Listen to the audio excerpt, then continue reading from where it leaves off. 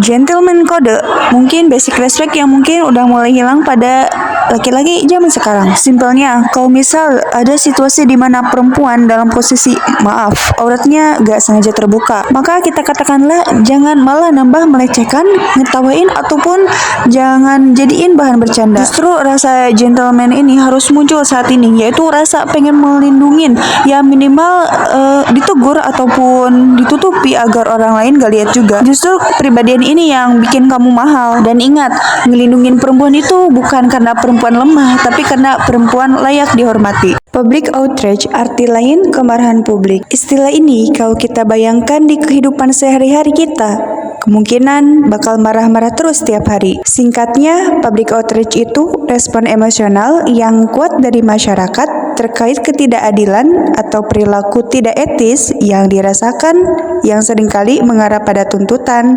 pertanggungjawaban, dan perubahan. Di Indonesia sendiri, sepanjang tahun 2025, banyak banget yang bikin kecewa dan marah publik.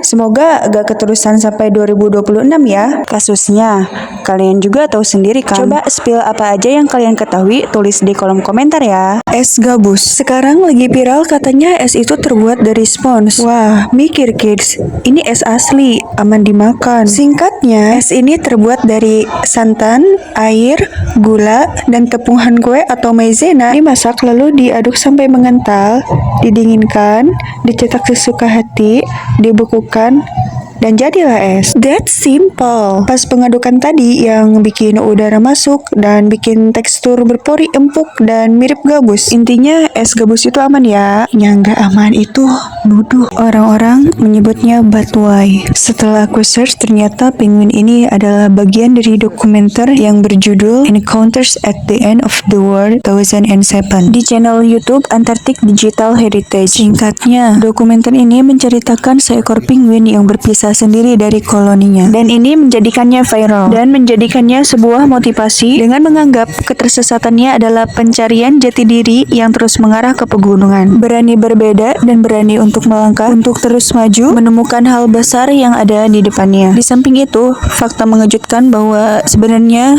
penguin tersebut mengalami navigasi yang rusak, and as you know, gak ada orang yang ngarahin. Seperti realita, hidup itu masih butuh petunjuk dan arahan, di samping kemandirian kita. Akhir-akhir ini fenomena angin kencang terus terjadi di Indonesia, meliputi Pulau Jawa, Sumatera, Bali, Nusa Tenggara, Papua, dan wilayah timur Indonesia. Nah, itu kenapa sih? Singkatnya, ada beberapa faktor nih, seperti penguatan muson Asia, yang mana muson barat yang membawa massa udara basah dari daratan Asia ke wilayah Indonesia. Di sisi lain, orang zaman dahulu menganggap fenomena ini itu pergeseran antara hama lama dan hama yang baru, dan mengambil ini sebagai hikmah yang mana masalah akan terus selalu berdatangan dan selalu ada, maka siap-siaplah dengan masalah yang baru.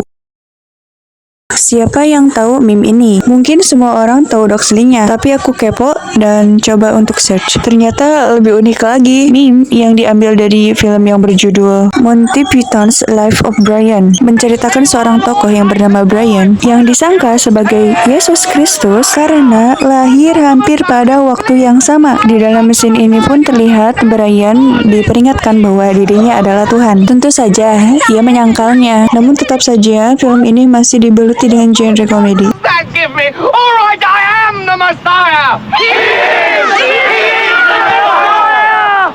Now, back off.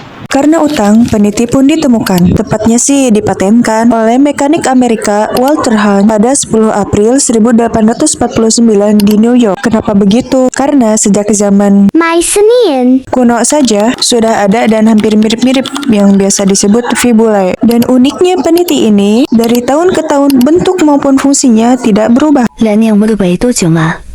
kamu. Dari dulu zaman SMP ramai banget ini konspirasi, dan sekarang booming lagi dengan munculnya Epstein File. Dari semua konspirasi yang ada, paling menarik itu nama Bang Bal, dan ada yang mention nama itu diambil dari Quran Surat As-Saffat ayat 125. Kalau kita teliti lebih dalam ayat ini, ada beberapa pendapat kata Bal ini. Pertama, memang nama Bala itu diambil dari nama berhala pada zaman Nabi Ilyas, yang konon katanya berhala ini dimasuki setan ke dalam perutnya dan berbicara syariat kesesatan. Kedua, karena Karena banyak penyembahan berhala di tempat ini disebut Baalbek, tepatnya di negara Lebanon. Ketiga, dalam kamus Al-Ma'ani pun, kata Ba'la bisa berarti suami ataupun pemilik. Intinya apa? Kasih kesimpulan sendiri deh. Hewan ini cakep tapi steril. Kalaupun ada, itu jarang banget. Kenalin nih, anak hasil kolaborasi antara keledai jantan dan kuda betina. Telinga panjang, kayak keledai. Bentuk tubuh, kayak kuda. Jadilah Bagol. Alasannya apa? Gini nih, bapaknya punya 62 kromosom, emaknya 64 kromosom. Jadi anaknya cuma 63 kromosom. Dan ini nih yang bikin dia steril. Walaupun gitu, Bagol ini tetap keren. Dia kuat